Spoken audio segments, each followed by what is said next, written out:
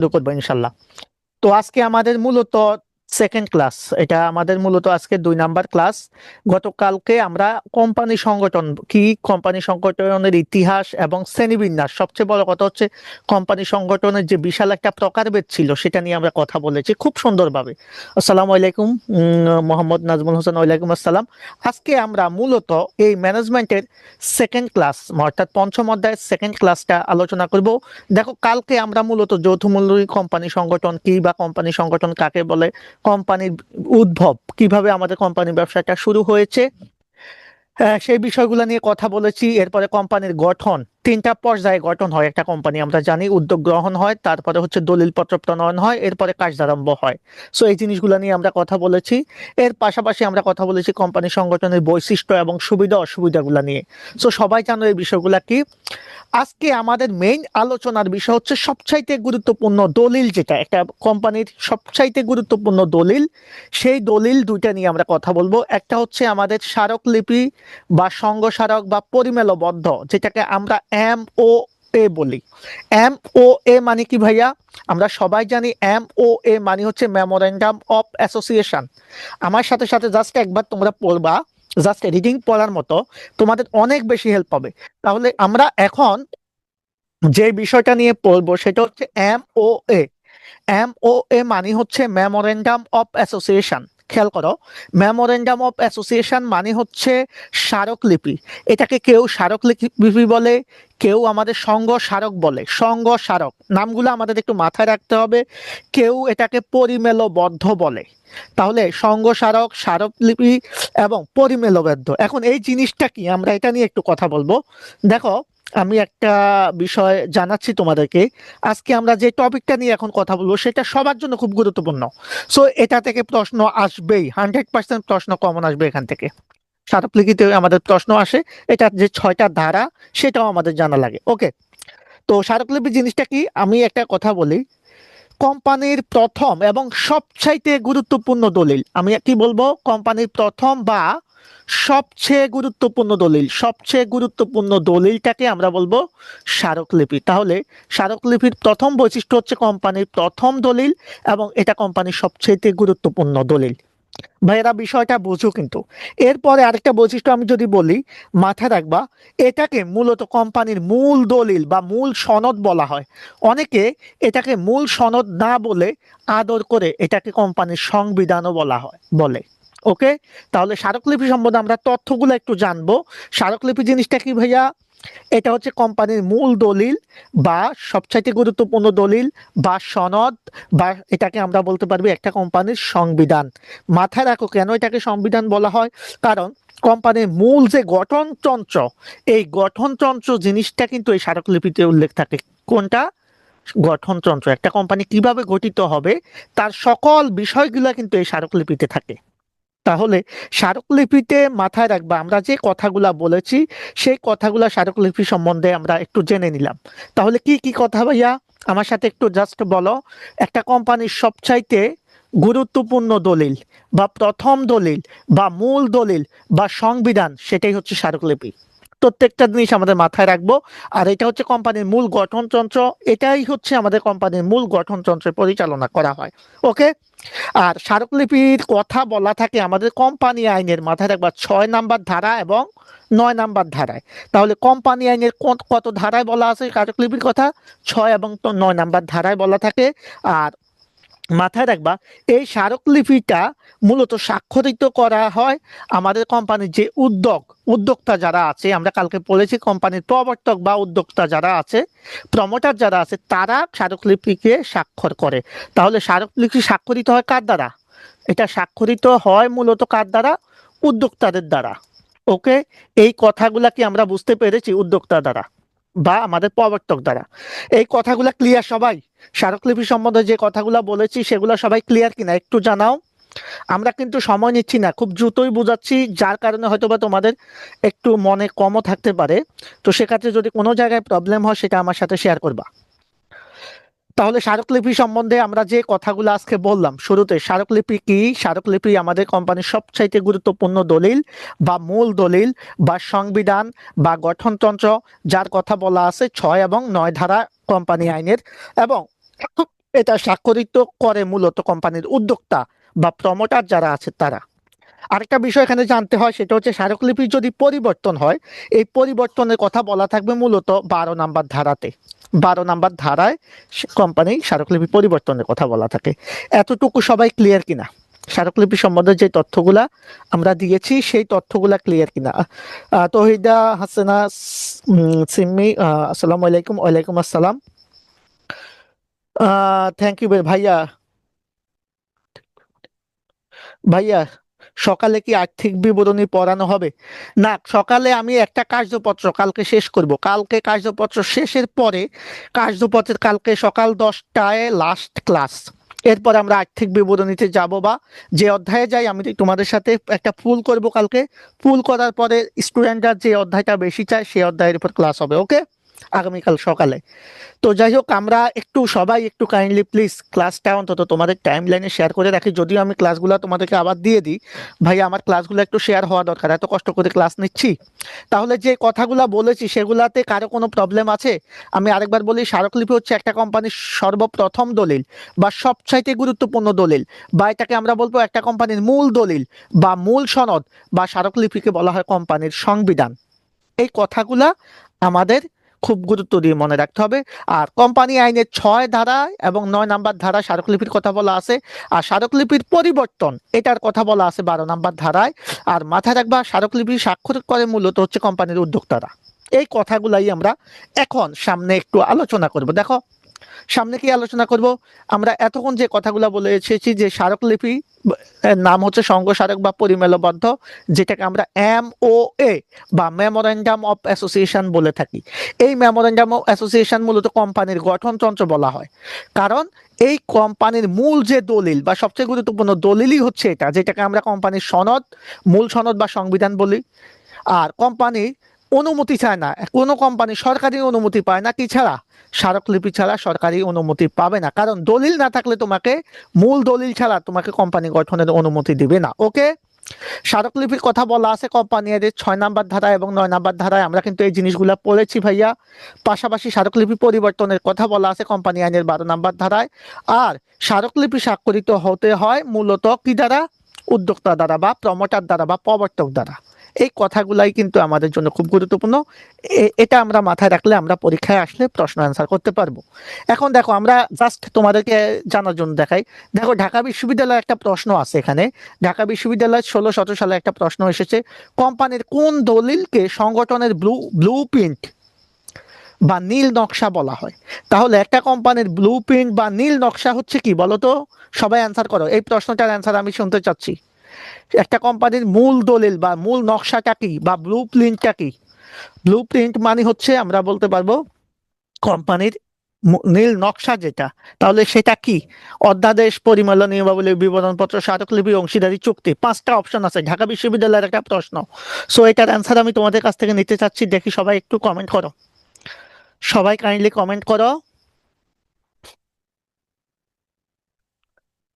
ওকে, সবাই একটু কমেন্ট করো, এটার উত্তর কি হবে আমি সবার কাছ থেকে শুনতে চাচ্ছি। যারা লাইভে আছো সবাই ক্লাসটা বুঝতেছো কিনা, আমার ক্লাস তোমাদের কেমন লাগে একটু মতামত মতামত দিবা। পাশাপাশি তোমাদের বন্ধু বান্ধবকে একটু ক্লাসটা শেয়ার করো। আসসালামু আলাইকুম সিমরান সিমি, ওয়ালাইকুম আসসালাম। কেমন আছো তোমরা সবাই? যারা লাইভে আছো সবাই লাইভে টাইমলি চলে আসবা। আমরা হয়তোবা অনেক সময় আমার তারাবির নামাজ শেষ করে আস্তে আস্তে লেট হয়ে যায়, যার কারণে 5 মিনিট 10 মিনিট এদিক সেদিক হয়ে গেছে আর কি। তো আমরা চেষ্টা করবো 10টা 20-25-এই শুরু করার জন্য ক্লাসগুলা। ওকে, আমি রমজান মাসে নিরবিচ্ছিন্নভাবে তোমাদেরকে সার্ভিস দিয়ে যাচ্ছি একটা কারণেই, তোমরা আমাকে একটু চেনো, যে আসলে তোমরা এতদিন যাদের কাছে পড়তা, যেখানে পড়তা সেখানে এভাবে পড়াতো কিনা আমি জানি না। তো তোমাদের একটু চেনার দরকার আছে, ভালো মন্দ একটু আইডেন্টিফাই করো। ওকে, তো আমরা এই প্রশ্নের উত্তর কি নিব বলো? কোম্পানির সংগঠনের ব্লু প্রিন্ট হচ্ছে মূলত ভাইয়া স্মারকলিপি। ওকে, এটা কিন্তু আমাদের একটা বড় প্রশ্ন। Okay, thank you very much, thank you very much যারা যারা অ্যান্সার করেছো। তহিদা হাসান, অসংখ্য ধন্যবাদ। MS মিশু, অসংখ্য ধন্যবাদ। তোমরা এই যে আমার যে আলোচনাগুলা সেগুলা তোমরা বুঝতে পেরেছো বিদায় এটা পেরেছো। সবাইকে আমি একটা করে লাভ রেট দিয়ে দিলাম যারা অ্যান্সার করেছো। বাকিরা অ্যান্সার পারবা আমি জানি। এখন আসো, এই স্মারকলিপিতে মূলত ভাইয়া 6টা ধারা থাকে। কয়টা ধারা ভাইয়া? ছয়টি ধারা, এটা আমাদের জন্য গুরুত্বপূর্ণ। স্মারকলিপির ছয়টা ধারা, এই ধারাগুলা কি কি আমরা এখন একটা একটা করে ধারাগুলার নাম জানবো। হ্যাঁ, স্মারকলিপির ধারাগুলা কি কি? প্রথম যে ধারাটার নাম, সেটার নাম হচ্ছে নাম ধারা। কি ধারা ভাইয়া? নাম ধারা। এরপরে নামের পরে একটা মানুষের কি সৃষ্টি হয়? অবস্থান এবং ঠিকানা। তার মানে নামের পরের ধারাটা যেটা, ওই ব্যবসা প্রতিষ্ঠানের অবস্থান এবং ঠিকানা ধারা। ঠিকানা, ওকে। এরপরে হচ্ছে উদ্দেশ্য, এরপরের ধারাটার নাম হচ্ছে মূলত উদ্দেশ্য ধারা। তাহলে ছয়টা ধারা আছে স্মারকলিপিতে। একটা হচ্ছে নাম ধারা, অবস্থান ও ঠিকানা ধারা, এরপরে উদ্দেশ্য ধারা, এরপরে হচ্ছে মূলধন ধারা, হ্যাঁ মূলধন ধারা, এরপরে হচ্ছে দায়, 5 নাম্বার হচ্ছে দায় ধারা, আর শেষে হচ্ছে সম্মতি। ওকে, সম্মতি ধারা। এই ছয়টা ধারা আছে স্মারকলিপির। তাহলে আমরা একটা বিষয় ক্লিয়ারলি জানবো। থ্যাংক ইউ ভেরি মাচ যারা অ্যান্সার করেছো, সবাইকে ধন্যবাদ, সবাইকে মন থেকে ধন্যবাদ জানাচ্ছি। সবার জন্য আমার পক্ষ থেকে ভালোবাসা। ওকে, আমি একটা বিষয় তোমাদের কাছে শেয়ার করতে চাই, সেটা হচ্ছে যারা লাইভে আছো তারা কিন্তু ক্লাসটা ভালোভাবে করবা, কারণ এই ক্লাসটা তোমরা করলে তোমাদের অনেক কিছু ক্লিয়ার হয়ে যাবে। তোমার আর প্রাইভেট পড়তে হবে না, অন্তত ম্যানেজমেন্টে, বা কোনো প্রবলেম হবে না। তো প্রথমে নাম ধারা জিনিসটা কি আমরা জানি। এই যে কোম্পানির যে আমরা নামটা দিব, খেয়াল করো, এই যে কোম্পানি, একটা কোম্পানি তো আমাদের নাম লাগবে। এই নামের ক্ষেত্রে কোম্পানি আইনের যে বাধা নিষেধ আছে সেটা 11 নাম্বার ধারায় বলা আছে। আর সেটাই হচ্ছে নাম ধারা, অর্থাৎ কোম্পানির যে আমি একটা নাম দিব, সে নামের ক্ষেত্রে কিছু বাধা নিষেধ আছে, কিছু বিষয় আছে যেগুলো আমাদেরকে কি করতে হয়। যে সকল নাম আমরা নিতে পারবো না, বা কোনো নাম আগে থেকে নিবন্ধিত হলে সেই নামটা নিতে পারবো না, বা কোনো নাম যদি আমাদের দেশের আইনের সাথে না যায়, বা কোনো নাম যদি আমাদের অসামঞ্জস্য হয়, সেটা নিতে পারবো না। এগুলাই মূলত আমাদের স্মারকলিপির নাম ধারায় বলা আছে। ওকে, এরপরে খেয়াল করব অবস্থান ও ঠিকানা দ্বারা। অবস্থান ও ঠিকানা দ্বারা জিনিসটা কি? একটা কোম্পানির যদি অবস্থার পরিবর্তন ঘটে, খেয়াল করবা, যদি ধরো আমি একটা ব্যবসা শুরু করলাম, ধরো আমি ফার্ম গেটে, এরপরে এখন আমি চিন্তা করলাম এটাকে আমি ফার্ম গেট থেকে কাউরান বাজার নিয়ে যাব। কাউরান বাজার, খেয়াল করবা, তাহলে আমি ফার্ম গেট থেকে কাউরান বাজার নিব ভাইয়া, ঠিক আছে। বাট এই যে কাউরান বাজার আমি নিব, ঠিক আছে, এই কাউরান বাজার নেওয়ার ক্ষেত্রে আমাকে কি করতে হবে? আমাকে অবশ্যই 28 দিনের মধ্যে এটার পরিবর্তন সংক্রান্ত নোটিশ আমার নিবন্ধককে জানাতে হবে। এটাই হচ্ছে অবস্থান ও ঠিকানা ধারার নিয়ম। তাহলে এই জিনিসগুলো কিন্তু সব আইনের মাধ্যমে। Thank you very much Redwan Noman. Okay, অসংখ্য ধন্যবাদ লাইভে যুক্ত হওয়ার জন্য। তাহলে উদ্দেশ্য অবস্থান দ্বারা আমরা বুঝলাম। আর উদ্দেশ্য দ্বারা হচ্ছে মাথায় রাখবা, একটা কোম্পানি আসলে মূলত তার উদ্দেশ্যটা কি, কি উদ্দেশ্যে কোম্পানিটা আমরা প্রতিষ্ঠা করছি, সেটাই হচ্ছে। আর মনে রাখবা, কোম্পানির সবচাইতে গুরুত্বপূর্ণ ধারা হচ্ছে উদ্দেশ্য ধারা। যদি কখনো প্রশ্ন আসে কোম্পানির সবচাইতে গুরুত্বপূর্ণ ধারা কি, তাহলে কি হবে? উদ্দেশ্য ধারা এমসিকিউতে আসে। এজন্য এটাকে কর্মপন্থার নকশা বলা হয়। তাহলে এখান থেকে দুইটা এমসিকিউ আমাদের আসে মাঝে মধ্যে, যে কোম্পানির সবচাইতে গুরুত্বপূর্ণ ধারা কি, আমরা লিখব উদ্দেশ্য ধারা, আর এটাকে বলা হয় কর্মপন্থার একটা নকশা। আমার কথা কিন্তু তোমরা না বুঝলে অবশ্যই বলবা। আর এরপর হচ্ছে মূলধন দ্বারা। আমরা জানি মূলধন দ্বারা হচ্ছে কি, যে মূলধনের পরিবর্তন যদি করি আমরা, সেক্ষেত্রে আমরা মূলধনের সংগ্রহের ক্ষেত্রে আমরা 15 দিন পূর্বে আমরা কি করব? নোটিশ দেব। এটা একটা রুলস। ওকে, তার মূলধন যদি আমরা পরিবর্তন করতে পারি, তাহলে আমরা যদি শেয়ারের মূল্য বাড়াতে চাই, ধরো আমার এখন 1 কোটি টাকার বিজনেস, তো আমি চাচ্ছি এটাকে 1 কোটি থেকে 2 কোটিতে করতে, তাহলে প্রথমে আমাকে কি করতে হবে? 15 দিনের মধ্যে পূর্বে আগে নোটিশ দিতে হবে। আর তখন আমি কি করব? শেয়ারের মূল্য বাড়াতে গেলে, বা শেয়ারকে যদি আমি স্টকে রূপান্তর করতে চাই, তখন আমি সেটা করতে পারবো। আর দায় ধারা মানে হচ্ছে আমরা জানি যে কোম্পানির যে দায় দেনার পরিমাণ কিভাবে পরিশোধ করা হবে, কিভাবে শোধ করা হবে, কিভাবে হিসাবভুক্ত করা হবে, সেগুলো আমাদের এখানে থাকে। আর সম্মতি মানে হচ্ছে এই কোম্পানি প্রতিষ্ঠানের ক্ষেত্রে আমাদের সবার সম্মতি। তাহলে স্মারকলিপির ধারাগুলা নিয়ে আমরা কথা বললাম। দেখো, আমরা যে কথাগুলা বললাম সেগুলো আমরা এখানে আলোচনা করব এখন। প্রথম ধারাটা হচ্ছে আমাদের নাম ধারা। তাহলে ধারা হচ্ছে টোটাল 6টা। একটা হচ্ছে নাম ধারা, কোম্পানির নাম গ্রহণের ক্ষেত্রে আইনের কত ধারায়? 11 ধারা কিছু বাধা নিষেধ আছে। আমি কিন্তু একটু আগে কথাগুলা বলেছি। এরপরে দেখো, অবস্থান ও ঠিকানা দ্বারা আমরা বলছি যে কোম্পানি যদি আমরা চেঞ্জ করতে চাই, আমি যদি ফার্ম গেট থেকে আমি কাউরান বাজার নিয়ে যেতে চাই, তো ফার্ম গেট থেকে আমি কাউরান বাজার নিব। তো কাউরান বাজার নিতে গেলে আমাকে অবশ্যই 28 দিনের মধ্যে পরিবর্তন সংক্রান্ত নোটিশ আমার যে নিবন্ধক আছে সেখানে জানাতে হবে। উদ্দেশ্য দ্বারা আমরা আগেও বলেছি কোম্পানির সবচাইতে গুরুত্বপূর্ণ ধারা হচ্ছে উদ্দেশ্য দ্বারা, আর এটাকে বলা হয় কর্মপন্থার নকশা। এখান থেকে একটা এমসিকিউ প্রায়শই আসে, বিভিন্ন অ্যাডমিশন টেস্টও এসেছে। ওকে, এরপরে আমরা মূলধন ধারার কথা বলছি যে মূলধনের পরিবর্তন যদি আমরা করতে চাই তাহলে 15 দিনের মধ্যে আমাদেরকে নোটিশ দিয়ে জানাতে হবে। আর নতুন শেয়ার ইস্যু বা শেয়ারের মূল্য বৃদ্ধি বা আমরা যদি শেয়ারকে স্টকে পরিণত করতে চাই সেক্ষেত্রে আমরা এই কাজটা করব, নোটিশ দিব। আর দায় ধারা সম্মতি ধারার কথা আমরা বলেছি। তাহলে স্মারকলিপি সংক্রান্ত আমাদের যাবতীয় ডিটেলস আলোচনা কিন্তু আমি করেছি ভাই।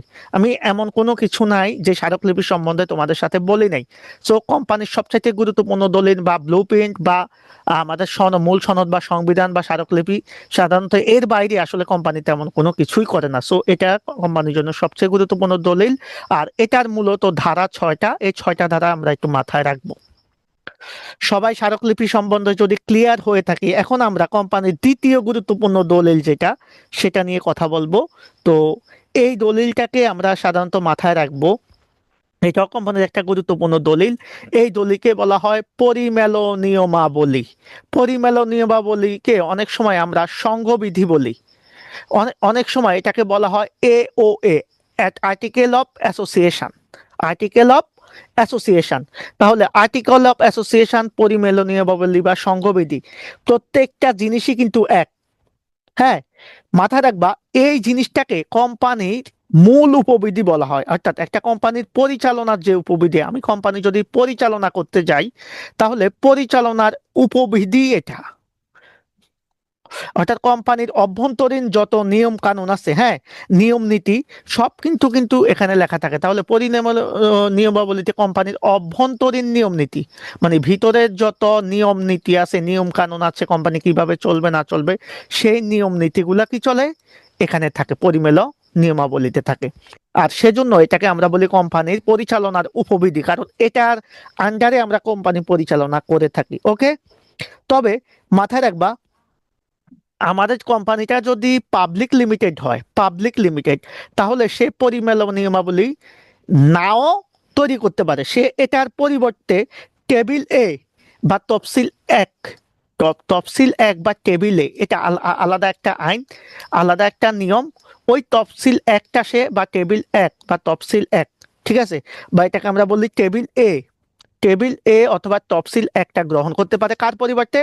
পরিমেল নিয়মাবলীর পরিবর্তে। কে? সেটা শুধু পাবলিক লিমিটেড কোম্পানি। কথা কি বুঝছো? তবে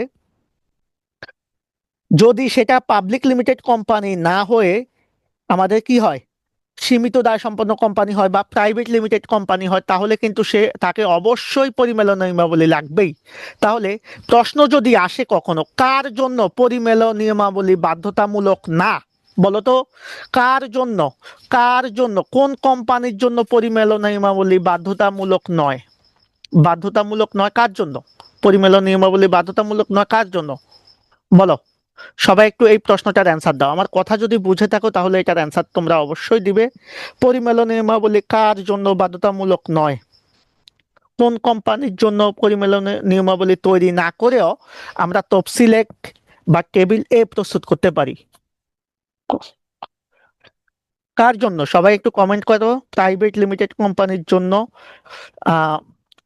বাধ্যতামূলক হচ্ছে প্রাইভেট লিমিটেড কোম্পানির জন্য। Thank you very much.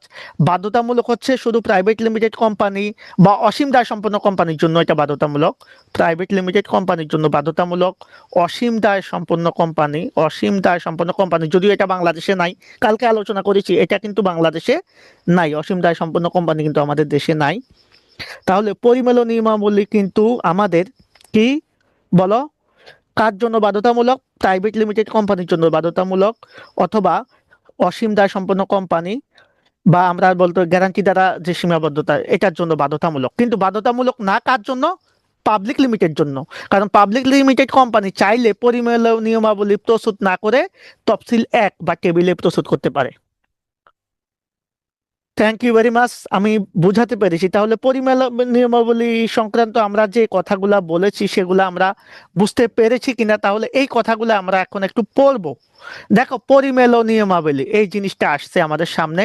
তো আমরা বলেছি একটা পরিমেল নিয়মাবলী কোম্পানি পরিচালনার, এটাকে কোম্পানি পরিচালনার উপবিধি বলা হয়। কোম্পানি পরিচালনার অভ্যন্তরীণ যে নিয়ম নীতিগুলা সেগুলা কিন্তু এখানে লেখা থাকে পরিমেল নিয়মাবলীতে। ওকে। আর এটা পাবলিক লিমিটেড কোম্পানি হলে আমি বলছি পরিমেলন নিয়মাবলীর বিকল্প হিসেবে তারা কি করতে পারে, টেবিল এক এ বা তফসিল এক গ্রহণ করতে পারে। তবে সেটা যদি গ্যারান্টি দ্বারা সীমিত দায় সম্পন্ন কোম্পানি হয় বা অসীম দায় সম্পন্ন কোম্পানি হয় বা প্রাইভেট লিমিটেড কোম্পানি হয়, তাহলে তাদের জন্য পরিমেলন নিয়মাবলী তৈরি করাটা অবশ্যই বাধ্যতামূলক। এই কথাগুলো আমরা মোটামুটি ক্লিয়ার কিনা সবাই বলো তো? আজকের সবচাইতে দুইটা গুরুত্বপূর্ণ দলিল নিয়ে আমরা কথা বলেছি। দেখো, একটা হচ্ছে আমাদের কি, আমাদের স্মারকলিপি কোম্পানির সবচাইতে গুরুত্বপূর্ণ দলিল।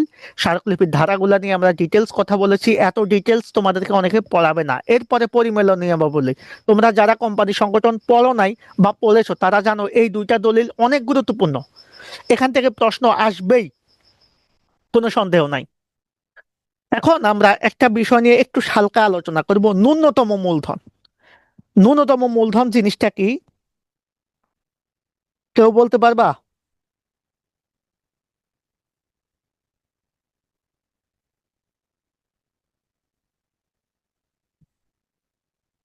খেয়াল করো, একটা কোম্পানি যখন আমি গঠন করব, তো এটা গঠন করার পূর্বে কিছু খরচ আছে না?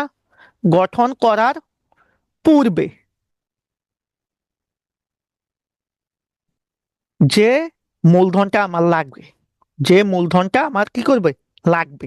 তাহলে একটা কোম্পানি মাথায় রাখবা, একটা কোম্পানি যখন আমরা মাথায় রাখবো গঠনের পূর্বে আমরা যদি সেটাকে পরিমেলনীয়মাবলী, পরিমেলনীয়মাবলী একটু আগে দেখলাম পরিমেলনীয়মাবলী কি, নিয়মাবলী, তারপরে যদি আমরা সেটাকে বলতে চাই বিবরণপত্র বলতে চাই, অথবা বিবরণপত্র, বিবরণপত্র নিয়ে আমরা কথা বলবো, বিবরণপত্র এই ইত্যাদিতে। হ্যাঁ, যদি আমরা কোম্পানি গঠন করার পূর্বে, কোম্পানি গঠনের জন্য খরচ লাগে না ভাইয়া বলো তো?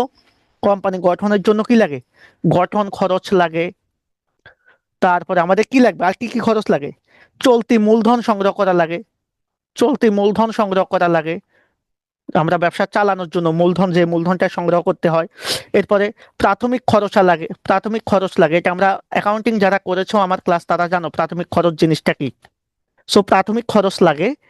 আর কি কি লাগে, এই যে যাবতীয় যে খরচ লাগে এগুলা পূরণের উদ্দেশ্যে আমাদের একেবারে ন্যূনতম, একবারই সর্বনিম্ন যে পরিমাণ মূলধনটা আমার সংগ্রহ করতে হবে সেটাই ন্যূনতম মূলধন।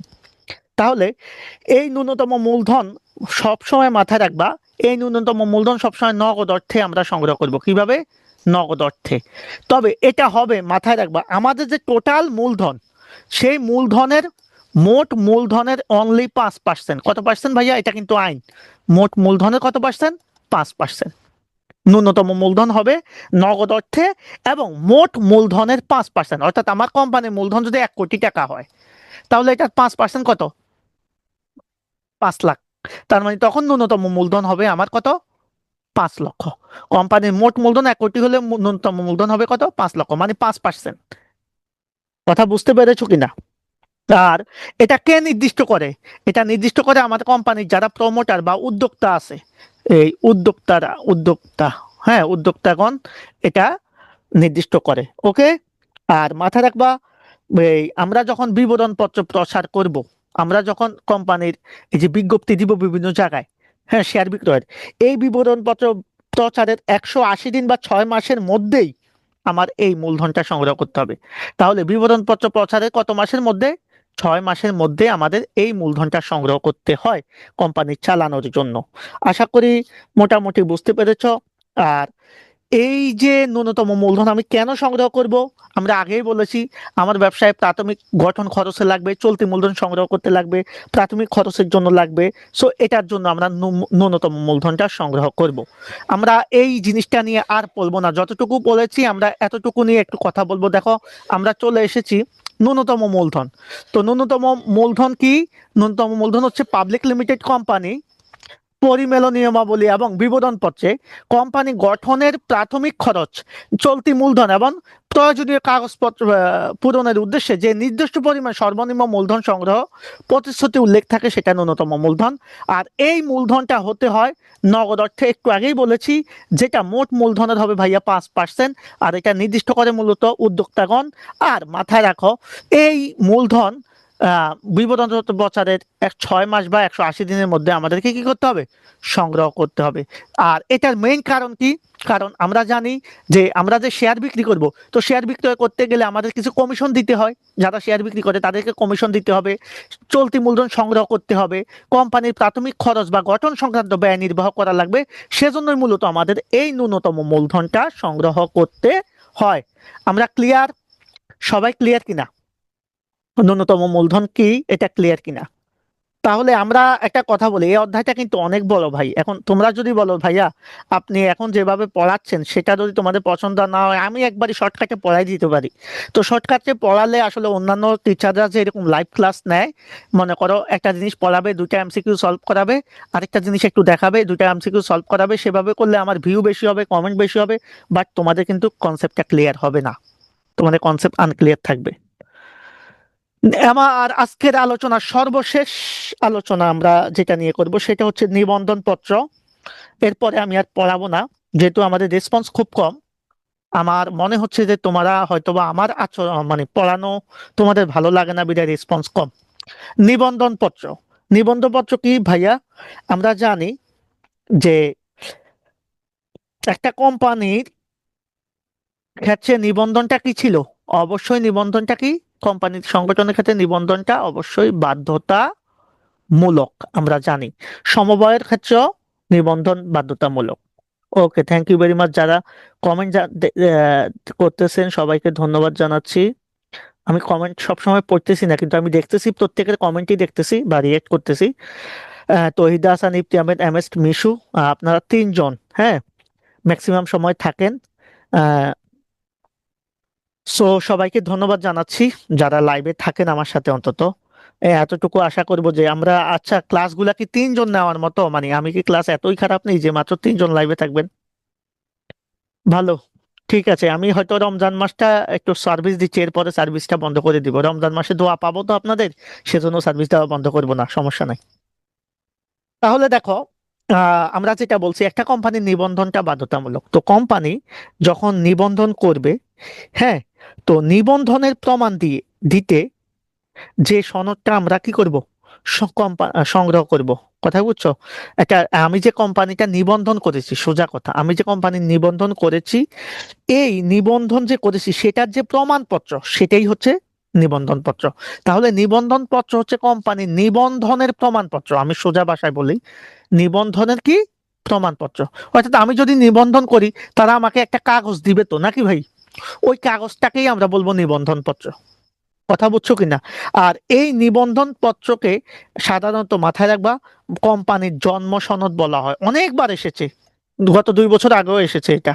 কোম্পানির জন্ম সনদ, যেটাকে আমরা বার্থ সার্টিফিকেট বলি, বার্থ সার্টিফিকেট, বার্থ সার্টিফিকেট অনেকবার এসেছে, অনেকবার সার্টিফিকেট। তাহলে নিবন্ধন পত্র মানে হচ্ছে কোম্পানির জন্ম সনদ বা বার্থ সার্টিফিকেট। মানে এটা ছাড়া কোম্পানি জন্ম লাভ করে না। কথা কি বুঝছো? কারণ এই নিবন্ধন পত্র পাওয়ার পরেই মূলত কোম্পানি কি হয়? অস্তিত্বের সৃষ্টি হয়, অস্তিত্বের সৃষ্টি হয়। বা কোম্পানি যে কৃত্রিম ব্যক্তি সত্তার অধিকারী, সেই কৃত্রিম ব্যক্তি সত্তার অধিকারী হিসেবে স্বীকৃতি হয় নিবন্ধন পত্র পাওয়ার পর। তাহলে কোম্পানির জন্ম সনদ বা বার্থ সার্টিফিকেট হচ্ছে নিবন্ধন পত্র। আমরা এটাকে আরো সহজ ভাষায় বলতে পারি, এটা হচ্ছে নিবন্ধন, হচ্ছে নিবন্ধন পত্র হচ্ছে নিবন্ধনের প্রমাণপত্র। ওকে। আর মাথায় রাখবা, কোম্পানির অস্তিত্বের ক্ষেত্রে যদি কখনো প্রশ্ন আসে, কোম্পানির অস্তিত্বের ক্ষেত্রে সবচাইতে গুরুত্বপূর্ণ দলিল কোনটা? নিবন্ধন পত্র। অনেকে স্মারকলিপি বলে, ভাই এই দুইটার মধ্যে একটা পার্থক্য আছে। স্মারকলিপি হচ্ছে কোম্পানির সবচেয়ে গুরুত্বপূর্ণ দলিল, সবচেয়ে গুরুত্বপূর্ণ দলিল স্মারকলিপি। কিন্তু বলে, যদি বলে কোম্পানির অস্তিত্বের ক্ষেত্রে সবচেয়ে গুরুত্বপূর্ণ দলিল, তাহলে হবে নিবন্ধন পত্র। তোমরা কিন্তু দুটাকে অনেকে এক করে পেলে, আমি আবারও বলছি, আমি যদি প্রশ্ন করি কোম্পানির সবচেয়ে গুরুত্বপূর্ণ দলিল কোনটা, তাহলে কোম্পানির সবচেয়ে গুরুত্বপূর্ণ দলিল, খেয়াল করবা, কোম্পানির সবচেয়ে গুরুত্বপূর্ণ দলিল বলো কোনটা হবে? এটা ধরো আমি 1 নাম্বার দিলাম। আর যদি বলি অস্তিত্বের ক্ষেত্রে, কোম্পানির অস্তিত্বের ক্ষেত্রে, অস্তিত্বের প্রশ্নে সবচেয়ে গুরুত্বপূর্ণ দলিল, দুইটা প্রশ্ন কিন্তু এক না, সবচেয়ে গুরুত্বপূর্ণ, এমসিকিউতে বারবার আসে এই দুইটা প্রশ্ন, সবচেয়ে গুরুত্বপূর্ণ দলিল। তাহলে কোম্পানির অস্তিত্বের প্রশ্নে সবচেয়ে গুরুত্বপূর্ণ দলিল হবে কি? আর এই দুইটা প্রশ্নের অ্যান্সার তোমরা একটু দাও, আমি দেখি তোমরা বুঝতেছো কিনা বা বুঝতে পেরেছো কিনা আমার কথাটা। আহ আমরা একটু চলে যাব, আমরা বুঝছি কিনা সবাই একটু আমাকে জানাও। প্রথম প্রশ্নটা হচ্ছে কোম্পানির সবচাইতে গুরুত্বপূর্ণ দলিল। ভাইয়া, এই যে আমি প্রশ্নগুলা তোমাদেরকে বলতেছি, তো আশা করি তোমাদের কাছে খারাপ লাগবে না, কারণ এটা তোমাদের জন্য গুরুত্বপূর্ণ আসলে। তাহলে কোম্পানির সবচাইতে গুরুত্বপূর্ণ দলিল আমরা সবাই জানি কি? স্মারকলিপি। স্মারকলিপি, ওকে। আর কোম্পানির অস্তিত্বের প্রশ্নে সবচেয়ে গুরুত্বপূর্ণ দলিল হচ্ছে নিবন্ধন পত্র। কারণ নিবন্ধন পত্র না হলে কোম্পানি কি হয় না? অস্তিত্বই লাভ করে না, কোম্পানির জন্ম হয় না, সেজন্য এটাকে বলা হয় কোম্পানির বার্থ সার্টিফিকেট। আমরা বিষয়গুলা ক্লিয়ার, আশা করি কারো মনের মধ্যে কোনো প্রশ্ন থাকার কথা না। ওকে, এখন আমরা চলে যাব আমাদের পরবর্তী আলোচনায়। দেখো, নিবন্ধন পত্র নিয়ে যে কথাগুলা বলেছি সেগুলাই, যে কোম্পানির নিবন্ধক, নিবন্ধন কোম্পানি নিবন্ধনের প্রমাণ দিয়ে যে সনদ করে সেটা নিবন্ধন পত্র, যেটাকে সার্টিফিকেট অফ ইনকর্পোরেশন বলবো, সার্টিফিকেট অফ ইনকর্পোরেশন, কথাটা মনে রাখবা। আর নিবন্ধন পত্রকে আমরা বলি, এটার বার্থ সার্টিফিকেট বলা হয় কোম্পানির বা জন্ম সনদ। আর এটা পাওয়ার পরে কোম্পানির অস্তিত্বের সৃষ্টি হয় বা কৃত্রিম ব্যক্তিসত্তার সৃষ্টি হয়, যার কারণে কোম্পানির অস্তিত্বের পক্ষে সবচেয়ে গুরুত্বপূর্ণ দলিল বলা হয় নিবন্ধন পত্রকে। আশা করি আমরা আলোচনাটা বুঝতে পেরেছি। আজকের আরেকটা আলোচনা আছে, আমি একটু করে দিই কারণ এটা রেখে দিয়ে লাভ নাই, এটা হচ্ছে বিবরণ পত্র। তো বিবরণ পত্র, যেটাকে আমরা বলি মূলত প্রসপেক্টাস, হুম, এই জিনিসটাকে, থ্যাংক ইউ ভেরি মাচ, স্মারকলিপি, নিবন্ধন পত্র। অসংখ্য ধন্যবাদ রহিদা হাসান, অসংখ্য ধন্যবাদ মতামত দেওয়ার জন্য, অসংখ্য ধন্যবাদ। উম, এরপরে আমরা যে বিষয়টা নিয়ে একটু কথা বলবো, দেখো, একটা কোম্পানি, পাবলিক লিমিটেড কোম্পানি নিবন্ধন করার পর, যখন আমরা নিবন্ধন করব, নিবন্ধন করার পরে আমার কি করতে হবে বলো তো? মূলধন সংগ্রহ করতে হবে, কার কাছে? জনগণের কাছে। তো জনগণের কাছে যে আমি মূলধন সংগ্রহ করব, সেটা কিভাবে করব? সেটা করব সাধারণত আমি, এই যে আমার কোম্পানির মনে করো 1 লক্ষ শেয়ার আছে ভাইয়ারা, আপনি আমার কোম্পানির 1 লক্ষ শেয়ার ক্রয় করেন, এই 1 লক্ষ শেয়ার, প্রত্যেকটা শেয়ারের দাম নিচ্ছি আমি মাত্র 100 টাকা। এটা আমি কি করব? জনগণকে জানাবো। তাহলে জানাবো যেটার মাধ্যমে, সেটাই হচ্ছে মূলত কোম্পানির কি? বিবরণ পত্র। তাহলে কোম্পানি সাধারণত নিবন্ধিত হওয়ার পর মূলধন সংগ্রহের উদ্দেশ্যে, যেখানে কি করে? প্রচারণা, যে পত্রের মাধ্যমে কোম্পানি প্রচারণা করে, প্রচারণা, বা আমি যদি বলি বিজ্ঞপ্তি, বিজ্ঞপ্তি দেয়, এটাকেই বলা হয় যে বিবরণ পত্র। তাহলে কোম্পানি নিবন্ধনের পরে তার মূলধন সংগ্রহের জন্য শেয়ার ক্রয়ের আমন্ত্রণ জানিয়ে যে বিজ্ঞপ্তি বা প্রচারণা করে থাকে যে পত্রের মাধ্যমে, সেটাই হচ্ছে কোম্পানির বিবরণ পত্র। তার মানে বিবরণ পত্র হচ্ছে প্রসপেক্টাস। এর মাধ্যমে কোম্পানি কি করে বলতো? কোম্পানি মূলত কোম্পানি শেয়ার বিক্রি করে বা শেয়ার বিক্রয়ের প্রস্তাব জানায়, শেয়ার বিক্রয়ের কি জানায়? প্রস্তাব জানায়। আর মাথায় রাখবা, এই পাবলিক লিমিটেড কোম্পানি শেয়ার বিক্রি করতে পারে সবার কাছে, আর প্রাইভেট লিমিটেড হচ্ছে শুধু সদস্যদের কাছে। সো এটা আমরা পাবলিক লিমিটেড কোম্পানির ক্ষেত্রে চিন্তা করব। আর মাথায় রাখবা, এই বিবরণপত্র ইস্যু করা হবে কখন? নিবন্ধনের পরে, নিবন্ধনের পরে, কিন্তু শেয়ার বিক্রয়ের পূর্বে। কারণ আগে আমি বিবরণপত্র প্রচার করব যে শেয়ার বিক্রয়, তার মানে এটা শেয়ার ইস্যুর পূর্বে হয় কিন্তু নিবন্ধনের পরে হয়। আর সর্বশেষ কথা যেটা, বিবরণপত্র যদি ভুল ত্রুটি হয় সেটার জন্য আমাদের একটা আইন আছে, এক্ষেত্রে বেশি ভুল হলে সেক্ষেত্রে কারাদণ্ড আছে 5 বছরের।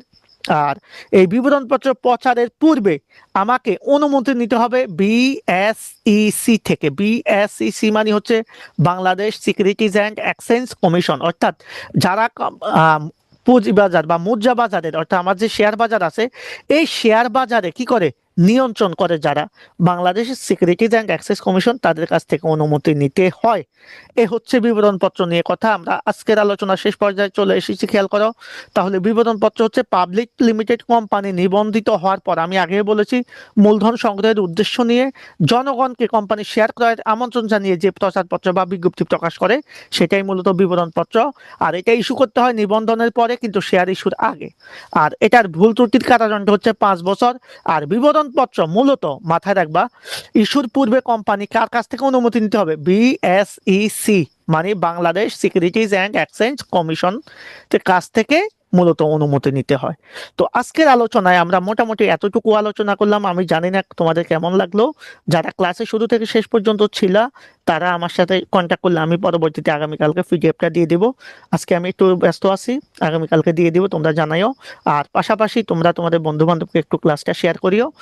আর যদি ভালো লাগে অবশ্যই আমার ইউটিউব চ্যানেলে আমি ক্লাসটা দিয়ে দিব, সেটা সাবস্ক্রাইব করে রাখিও। ধন্যবাদ সবাইকে, ভালো থাকবা, গুড নাইট, আল্লাহ হাফেজ।